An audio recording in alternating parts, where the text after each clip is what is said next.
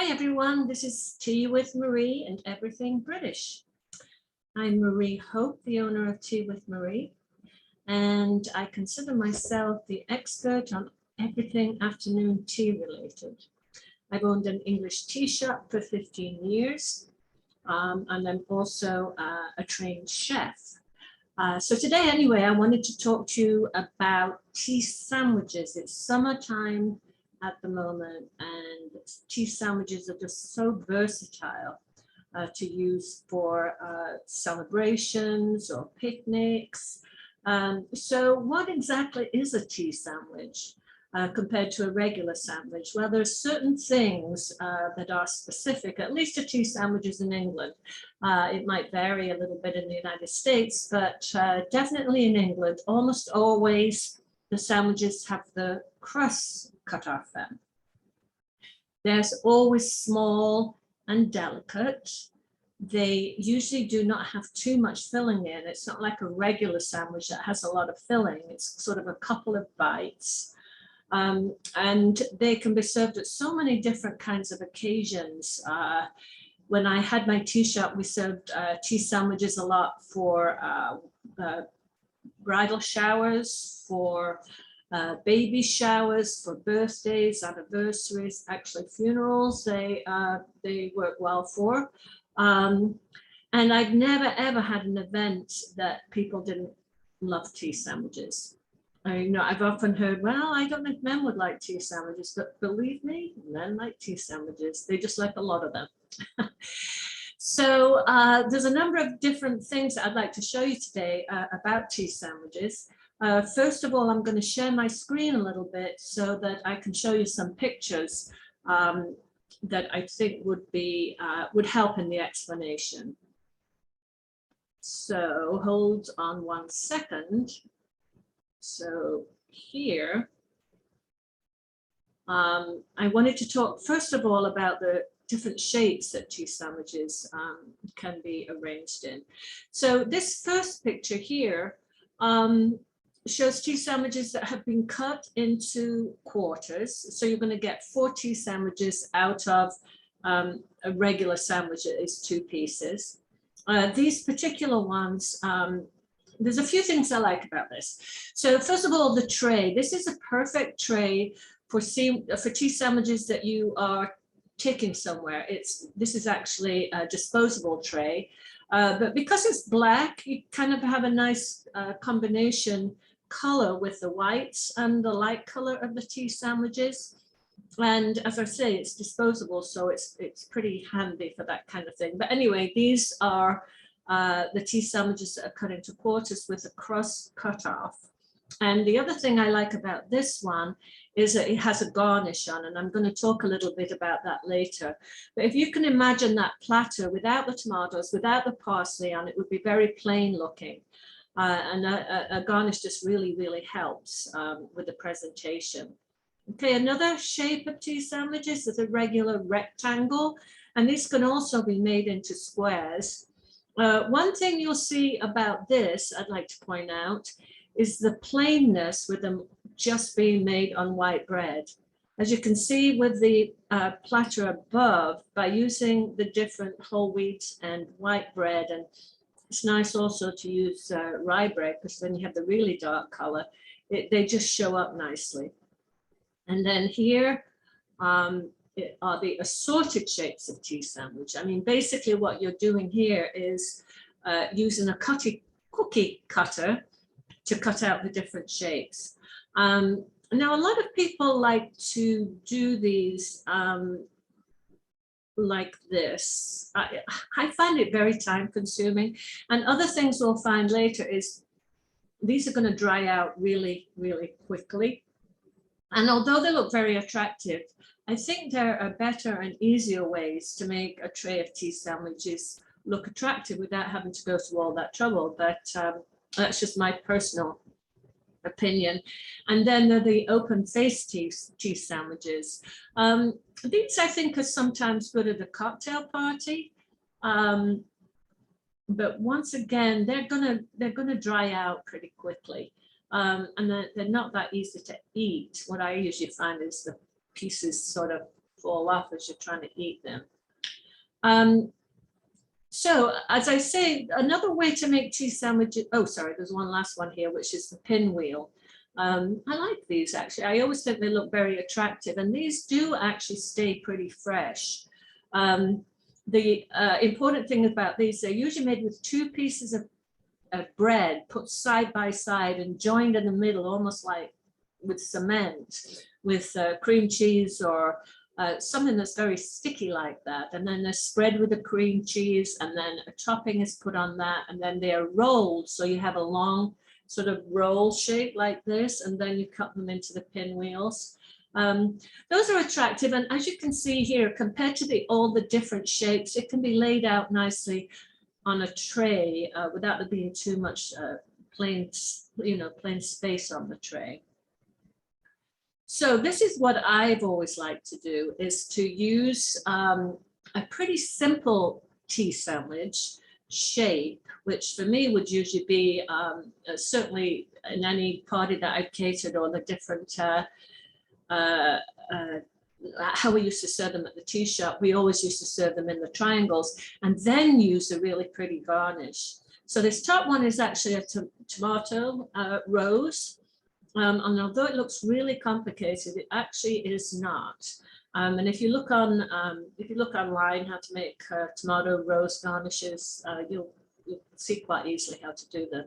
Another one that is much, much simpler is the one on the top of these sandwiches, which is a cucumber twist. You know, just slice a slice of cucumber like this, and then cut it just halfway from the middle to the outside, and then twist it. That's a really nice one to put on a tray of sandwiches. And as I say, very, very easy. Here's another tomato one that's also easy to make. Another garnish I like are radishes. Once again, these are much more, the ones I'm showing you here are much more complicated, but there are a lot of much more simpler ones that you can choose. So the next thing I wanted to point out are the different trays that you could use to serve them on. So this first one you see is a silver tray. As you can tell, it's very, very elegant looking. Perfect for a large table, especially if you have other silver accoutrements. Another here we have like the 3-tier cake plate. This is a very traditional way of serving tea sandwiches. And then here we have a basket. That's another way to serve tea sandwiches, a bit more casual looking. And here you see just a regular vintage plate that they are on. And finally, I had a real hard time finding a picture of this. It's just any kind of plate with a doily on. And you will be surprised what you can get away with if you put a doily on the plate. The sandwiches show up nicely next to the doily, and it just always has that nice fancy English look to it. I think that's all for my screen sharing, so I'm going to stop the share and talk a little bit now about how to store tea sandwiches. So a big problem with tea sandwiches, if you make them and put them on the tray, they're going to dry out really quickly. And when I say really quickly, I mean like within 10 minutes, they're going to start to be really dry. So you have to wait until the very, very, very last minute before serving them, putting them on the table. But of course, you don't want to be making them last minute. You wouldn't have time. You know, your guests would be sitting there while you're busy making sandwiches. So you can make them ahead. And what I have always done that I really, really like, it works really well if you make a tray of your tea sandwiches and then cover that with damp paper towel. So it's a little bit hard to describe, but you don't want it dripping wet or it's going to make the bread wet. And you don't want it too dry or you're not going to get any any of the moisture. So it's just a damp kitchen towel, paper towel over the top. You can also use a tea towel, but kind of would have to wash a tea towel, and you might not have enough tea towels to do that with. And then, depending upon how long you're going to have to keep them, I would then cover that with cling film, saran wrap. And done like that, they can really be kept in the refrigerator for kind of an hour, 2 hours. Another way, if you're going to keep your sandwiches, if you want to make them really ahead, like the day ahead, or even sometimes 2 days ahead, you can, what I've done is make them, the whole sandwiches, and just put them in a pile of 4 like this, and then cover them with the cling film. I don't put paper towel in that. You just have to make sure that it's really tight, that the cling film is really tight. And then that will last for a couple of days in the refrigerator. And what I do then is I usually put 4 sandwiches, 1 on white bread, 1 on brown bread, white bread, brown bread. And so when I take it out, they're a pile like this, and then I can just cut off all the crusts and then cut them into quarters. And then I have a nice kind of pile of 4 sandwiches that are all different colors to be able to put on the tray. Anyway, if anyone wants that explained more clearly, just leave me a note and I will I'll explain it to you. So another thing to consider, if you're making a head, if you're trying to make a head, there are certain fillings that really do well made ahead. You can make an egg salad way ahead. You can make anything to do with chicken salad way ahead. You can make a tuna salad way ahead. So these are, think about that, like what can I be making ahead of time that keeps in the fridge before I even put it into a sandwich.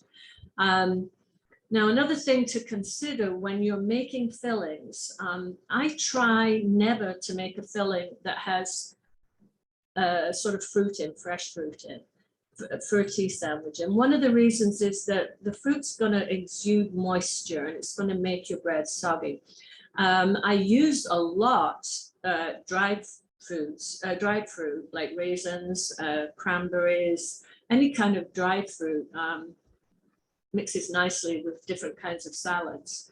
I try and stay away from something that's too plain. I mean, a tuna tea sandwich on its own, I mean, sort of why bother?